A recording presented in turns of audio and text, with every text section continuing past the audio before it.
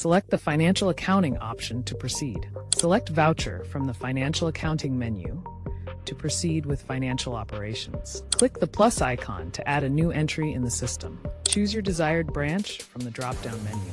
Select an account from the drop-down labeled From Account.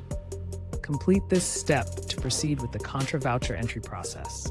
Select the currency from the drop-down list to define the transaction currency. Input the amount in the From Amount FC field to proceed with voucher entry. Choose the account to credit by selecting an option from the To Account drop-down menu.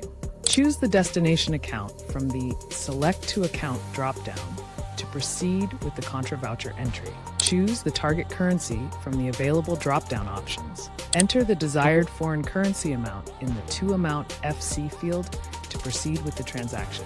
Choose the currency for the bank charge from the drop-down menu to proceed. Choose a currency option from the Bank Charge Cur drop-down menu to proceed. Enter the bank charge amount and specify the currency. Adjust the bank charge rate as necessary. Input the reference number into the designated field to proceed with the voucher entry. Input the finance voucher information carefully to complete the transaction documentation accurately. Click the floppy disk icon to save your changes. Click Issue Contra to proceed with the Contra Voucher entry. Select Account Ledger from the menu to manage and review financial account information. Click the S button to open account selection options.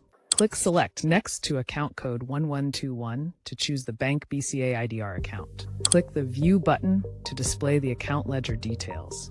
Examine the listed Contra Voucher entries for details such as the voucher number, type, date, and source information in the financial account ledger. Check the Contra Voucher credit from Bank Cash for accuracy in the ledger.